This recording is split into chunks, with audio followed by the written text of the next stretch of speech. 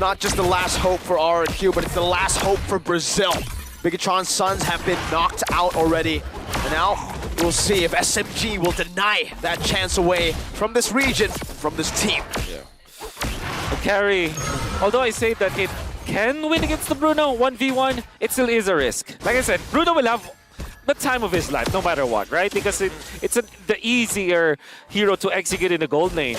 But the carry, if you're good enough, if you know your matchups, and if you outplay your opponent, the Bruno, you will be able to do so. Yeah, it's all going to come down to the usage of the light wheel, right? That's going to be the big game changer for a lot of these carry players in their counter matchups. But so far, Stormy and Miko doing a good job kind of trying to keep control over this mid lane. They're really fighting for it. Yeah. They're doing a good job. The moment they pick up the Valentina instead of the Claude, it kind of really told me that, yeah, they might be eyeing for the carry, but I didn't think that they would be bold enough to actually do that.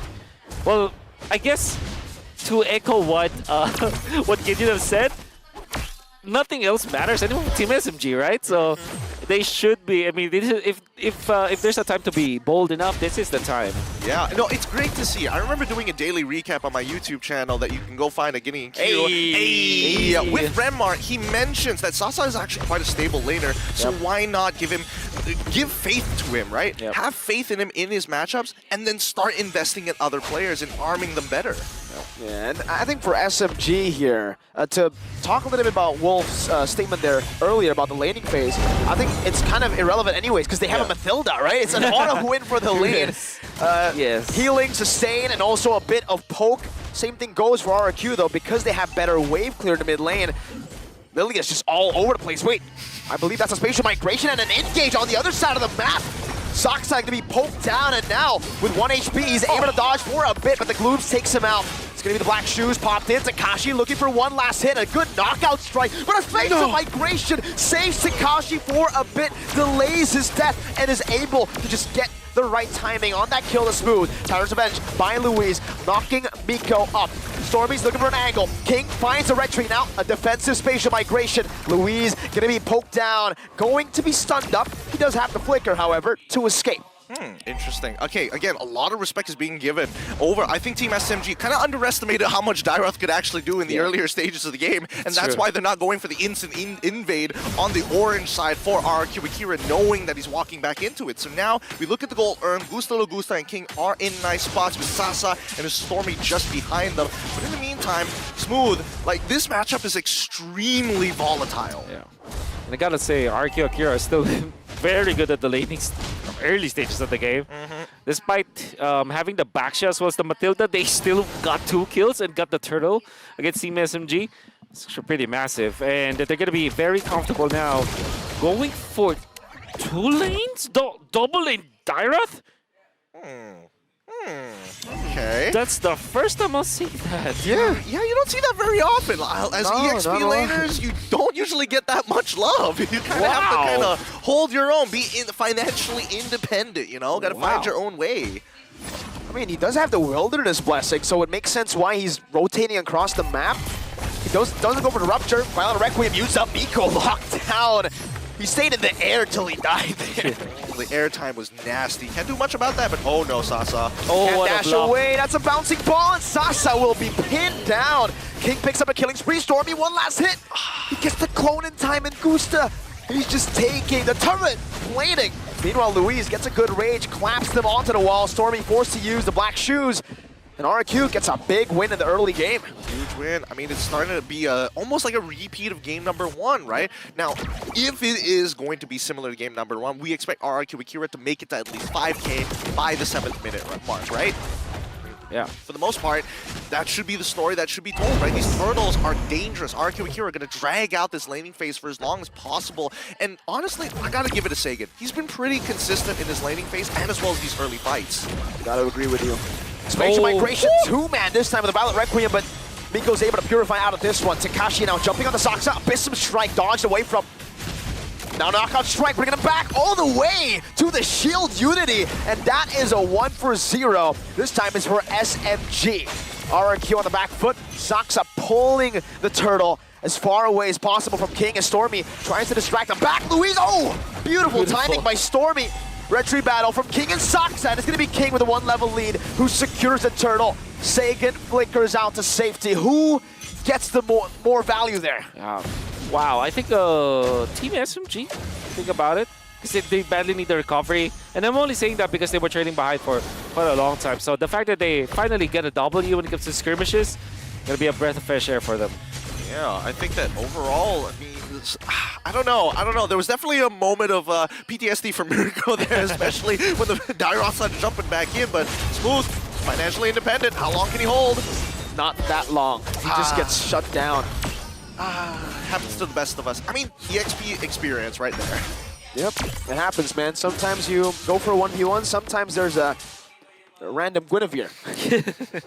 Now I'm getting PTSD from that one. That's the real life. But let's come back to the top side, right? Because that's where the most important players are going to be. Oh, good catch, and the Tyro's Rage doesn't even need it to connect to the wall. Now Stormy, terrifying. Oh, Gusta 1 HP, still able to cut away. Stormy looking for one last hit, but is not able to find it. Meanwhile, King is in the bush, waiting with Tekashi. That wilderness blessing. Oh you saw Tekashi bot, now you see him talk. God. Oh my goodness. And RRQ AKIRA knew that the shoes will be there eventually because Stormy copied the Lilia and they punished him duty.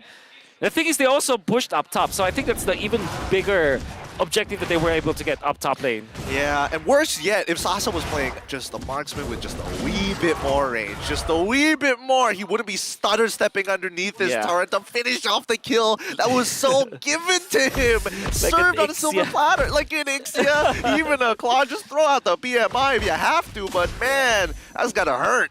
Yep. That is the risk for RRQ AKIRA. I mean, for Team SMG. You understand why they went for the carry, but they're paying for that for those sort of transgressions. And Luis is now gonna be just babysitting Gusta Lagusta at this point. Oh, that's a lot of damage. 2 basic attacks.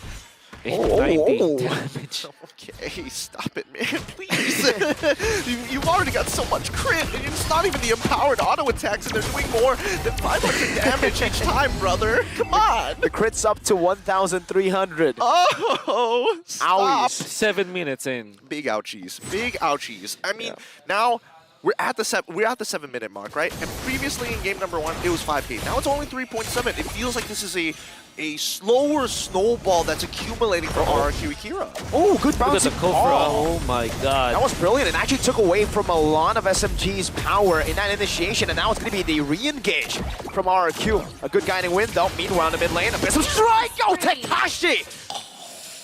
Just at the edge. Stormy didn't pop the Purify because, I mean, like, it might not even help him, but any port in the storm, Team SMG, unfortunately, might lose this turret.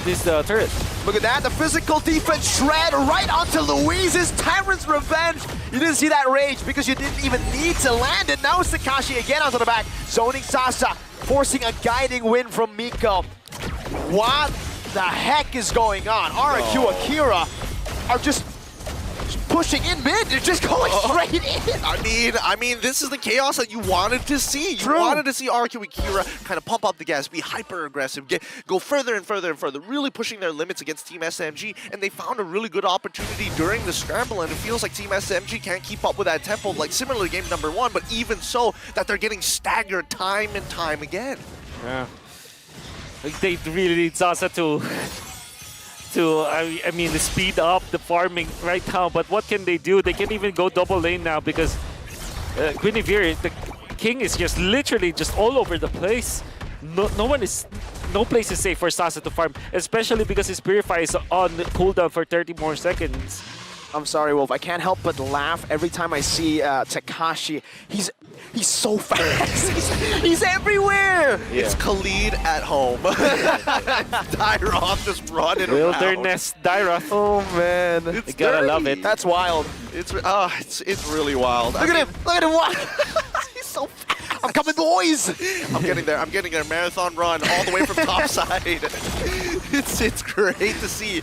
It might be even funnier if he wears that skin, the KOF skin, right? Because he's doing like the animation, like Naruto, like Naruto. Oh, circling Eagle, Sagan. Oh, he's holding that choke point really well. Now Takashi jumps in. It's an Abyssum strike to take Saksa out. No red tree, just like that, and King just secures it for free. A good Terrify, a good chunk of damage, but Gusta Lagusta is untouchable. Smooth jumps in with a punch, but he's not able to find anything. SMG forced back, and RRQ AKIRA. Flicker! Flicker forward from Gusta Lagusta. Unable to find any more of those hits, but what a win. What a win. Gusta, I gotta have to be reminded of game number 1 where some of Be the careful, man. overspeeding from RRQ AKIRA might be detrimental for the team, but they can celebrate now. I think that was a well-played Lord Dance that you saw from RRQ AKIRA, and more importantly, Tekashi with the positioning as well as the entirety of RRQ AKIRA, honestly, punishing Sapsa. Ooh. Wow, a good lockdown. Smooth gets knocked up. The airtime was wild. Saksa can only just watch it. Luis finds the rage.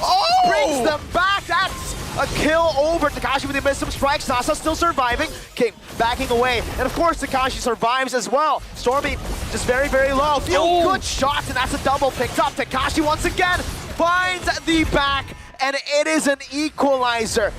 Fast as the Dairoth, 11 minutes. Woo! The Kingdom strikes back 1-1, forcing a Game 3 onto Team SMG. I don't know about you, but the last Kage has got some competition.